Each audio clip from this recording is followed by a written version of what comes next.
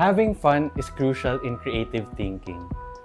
Napansin ko na yung mga tao na mayroong creative ideas, sila din yung mga tao na masaya kasama.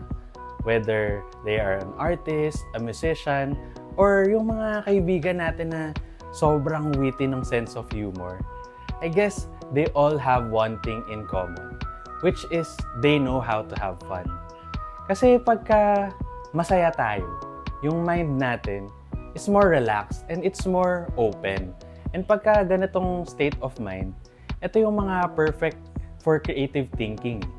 So, getting ideas, it makes us feel happy or excited. And I guess it works both ways.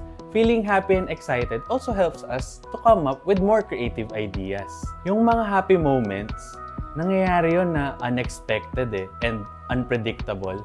And when we are just living in the moment, sabi nga nila pagka may events or outing, mas masaya pagka hindi pinaplano Yung nangyayari na lang.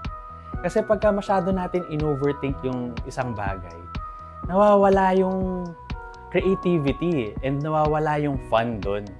And having fun is more than just about laughing or joking around. It's about finding joy in the process, staying curious, and I guess keep on learning. Sabi nga ni Einstein, creativity is intelligence having fun. So, ibig sabihin nun, yung creative thinking natin, mas gumagana pagka nag-e-enjoy tayo.